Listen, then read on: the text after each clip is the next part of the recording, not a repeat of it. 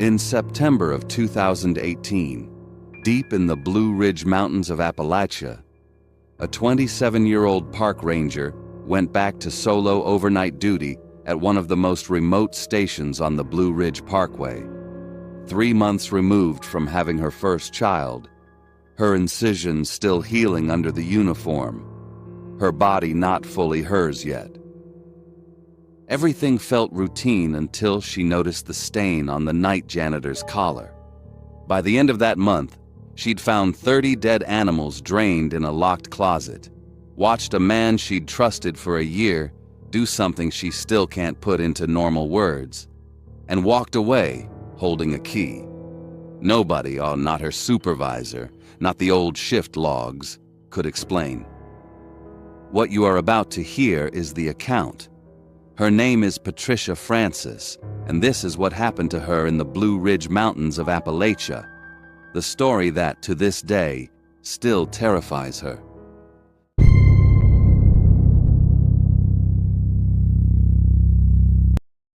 Patricia's badge still smelled like the leather conditioner from the drawer where it had sat for 3 months of maternity leave. She clipped it on anyway, her second week back, and told herself the 10 p.m. to 6 a.m. rotation would be the easy part of coming back to work. Quiet nights, a desk, a radio, nothing her body couldn't handle while it finished healing from a surgery that had cut through muscle she was still relearning how to use. The station sat on a stretch of the parkway where a single bar of signal lived at the overlook and nowhere else. Backup was 40 minutes out on a good night. A quarter-mile down the ridge, the old Bluffs Lodge sat dark, windows boarded since before Patricia was even hired. And she'd stopped noticing it was there at all, the way you stop noticing an old scar on your own hand. The only other person on shift was Harold, 63, night janitor, 11 to 4, the kind of quiet everyone at the station liked. He worked the corridors on motion light only, never touched an overhead switch. And in a year of working alongside him, Patricia realized she couldn't have told you one real thing about his life outside that building. Not where he lived. Not if he had family. Nothing. Bored at the desk one night that first week, she pulled the old shift logbook out of habit more than curiosity. Names ran down the page in different handwriting, year after year, until one name just stopped. J. Tackett, mid-sentence, no explanation, like whoever was writing had simply put the pen down and never picked it back up. She laughed it off as Ranger humor and closed the book. Nobody at the station could tell her, if she'd asked, what happened to Tackett after that. She didn't ask. That's a detail worth sitting with, because it's about to matter more than she knows. Then one night, Harold walked past her desk with a rust-colored stain already flaking at the collar of his uniform. He didn't explain it. She didn't ask. He never once looked down at it, the way a man doesn't look down at a stain when he already knows exactly what shape it is. The next night was worse. A dead raccoon, stiff and strange, tucked near the utility closet door. Patricia logged it the way she logged everything. Wildlife find, noted, filed, and Harold told her, without being asked twice, that he'd take care of it. She had no way of knowing that was the last completely normal conversation the two of them were ever going to have. She asked Harold about the raccoon the next time she saw him, mostly out of habit. He said he'd already handled it, and he had. By the time she walked past the closet an hour later, the thing was gone. No note, no mention. Like it had never been there at all. It was the smell that stopped her. Later that same night, somewhere around 3 a.m. rancid, thick enough to catch in the back of her throat before she even placed what it was. It was coming from a dark corner of the utility closet corridor, low, close to the floor, in a spot her flashlight couldn't quite reach no matter how she angled it. She braced one hand against the wall to lean in further, and didn't notice, not yet, that the wall under her palm was damp, cold and damp, in a hallway that had no other water damage anywhere else in the building. That detail would sit in the back of her mind for exactly one more day before it stopped being background noise. She couldn't find the source. By the time she gave up trying, it was already past 5 in the morning. Harold's shift had ended an hour before. There was nobody left in the building to ask, and the smell just hung there, patient, waiting for her to come back to it. She told herself it would keep until tomorrow. She had no way of knowing that by tomorrow it wouldn't just keep. It would get worse, on its own, like something behind that wall didn't need her attention to grow. The next night she brought it up with him directly. Harold didn't flinch. "Probably a sewer thing," he said, already halfway to the supply room, cartwheel squeaking on the tile. "In the utility closet?" she asked. "Yeah, weird plumbing back there. I'll take a look." And that should have been the end of it. Except earlier that same afternoon, flipping through old maintenance records, she'd read a line item dated years back. Closet plumbing, fully replaced. No weird plumbing left to blame. She had that fact sitting right there in her head when he said it, and she let it go anyway. He was Harold. Harold didn't lie to her, and she was 3 months out from a surgery that still pulled at her insides every time she stood up too fast, and she didn't have the energy that night to press a man who'd never once given her a reason not to trust him. That decision would follow her. Hours later, the smell was back, worse than before, sharper, like it had learned something about how to reach her.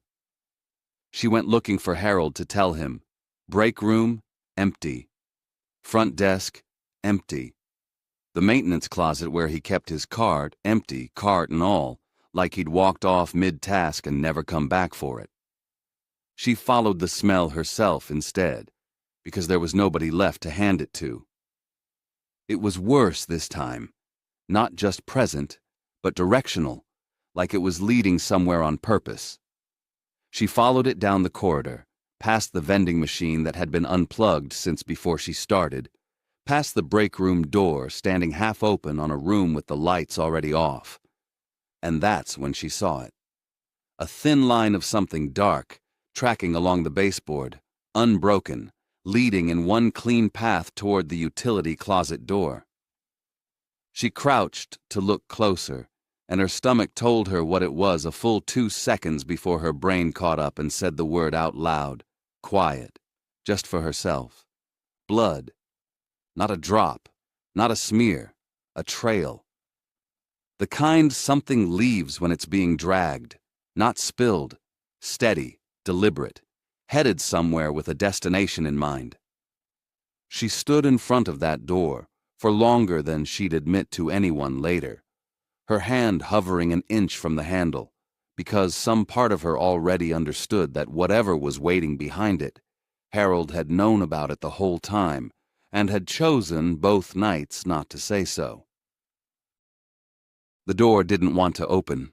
It had swollen tight in its frame, the way old wood does when damp gets into it and never leaves, and she had to put her shoulder into it before it gave. All at once, faster than she expected, so that she stumbled a half step into the dark. Her flashlight found fur first. Just fur, low against the floor, matted and still. Then more of it, past the first shape, and then more past that, until she stopped trying to count and just stood there letting the beam pass over what was in front of her.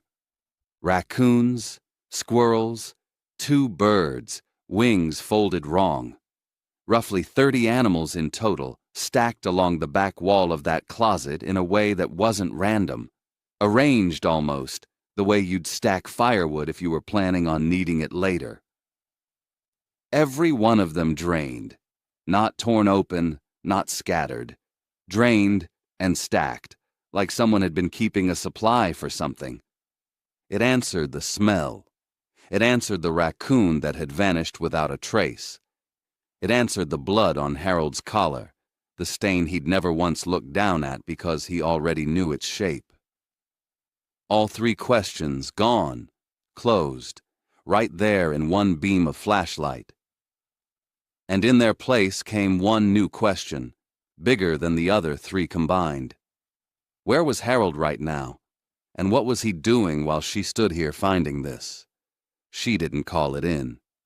Later, she wouldn't be able to explain why. Only that some part of her needed to see his face before she said a word to anyone else. She backed out of the closet, phone already in one hand in case she needed it, and started down the corridor faster than her body wanted to let her go, the healing muscle across her stomach pulling tight with every stride. She turned the corner by the break room, and that's when she saw him. Harold. Back to her, down the hall on his hands and knees, hunched low over something on the ground in front of him. Not moving, not reacting to the sound of her footsteps, even though the corridor was silent enough that he should have heard her coming from 30 feet out. Harold. Nothing. He stayed exactly where he was, shoulders rounded forward, head down, completely still except for some small motion she couldn't place yet from that distance. Harold. Still nothing. And here's the detail that's easy to miss on a first listen. The fact that he didn't turn is what should have stopped her cold, more than anything she'd found in that closet. In a year of working beside this man, Patricia had never once called his name and had him not answer. Not distracted, not lost in thought, not on the phone with his hands full. He always answered, every single time, without fail. That was the one constant she could have named about him without hesitation, and it had just quietly stopped being true. She kept walking anyway, closer, past the vending machine, past the spot on the wall where the paint had bubbled from some old water leak nobody had ever fixed. The distance between them shrank in a way that felt slower than it should have, like her legs were moving through something thicker than air. 20 feet. The small motion she couldn't place resolved into something rhythmic, repetitive, almost mechanical. 10 feet. She could hear it now, low and wet, a sound her ears understood before her mind let her admit what it was. 5 feet, and the shape underneath him twitched. Still alive, whatever it was, still moving. And that single detail undid something in her chest faster than the closet full of dead animals ever had. She was close enough now to reach out and touch his shoulder. Close enough to see, in the poor light, exactly what his hands were doing to the thing pinned beneath them. She got that close before her brain finally caught up to what she was looking at, and by then, it was already too late to unsee it. The hallway light was dying above them, strobing on a ballast that hadn't been replaced in years, the only source of light in that stretch of corridor. And in the half-second flashes it gave her, Patricia saw Harold clearly for the first time since she'd turned that corner. The possum under his hands was still moving, still alive, back legs scraping uselessly against the tile, and Harold's mouth was pressed low over it. Working, his shoulders rolling with the same motion she'd mistaken for mechanical from a distance. Blood ran down his chin. It had soaked into the collar of his uniform, the same collar she'd seen stained a week ago and told herself not to ask about. His eyes, when the light caught them, weren't tracking her at all. They stayed fixed somewhere past her shoulder, glassy, unblinking, like the part of him that recognized people had simply stepped out of the room. She didn't process the teeth first, even though they were right there in the strobe, longer at the canines than any mouth had a right to be, red past the gum line. What she processed first was that his eyes weren't moving. That was the detail that broke something loose in her chest before the rest of it even landed. She yelped and threw herself backward, and her legs went out from under her on the blood-slicked tile. She went down hard onto her tailbone, and the pain that tore through her wasn't the fall. It was her incision, 3 months old, still knitting itself back together, and it flared white-hot across her abdomen, stealing the air straight out of her lungs before she could get a scream out. She tried to scramble backward on her hands, but her body wouldn't cooperate. Every push against the floor pulled at that scar line, and her palms kept sliding out from under her in the blood, and she was crying now openly, gasping out words that weren't even fully formed. "Please, please no, Harold, please stop." Over and over, to a man whose eyes still weren't seeing her as anyone worth stopping for. The strobing light caught him breaking the trance.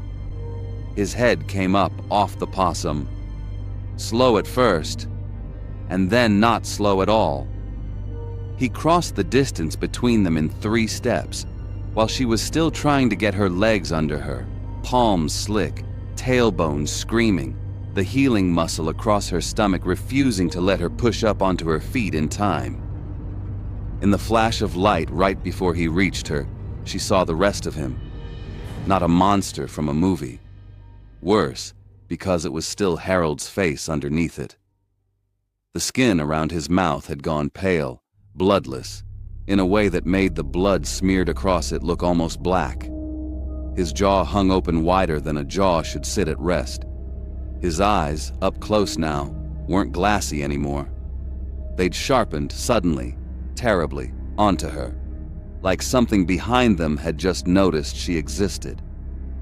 He dropped to a crouch over her and she froze, certain this was it, certain there was no version of the next 10 seconds where she got up off this floor. He leaned in low over her collarbone. She felt his breath first, cold, wrong, nothing like breath should feel, and then she felt him smell her, slow, deliberate, right along the line of her collar, the way you'd check for something specific and come up empty. He pulled back an inch.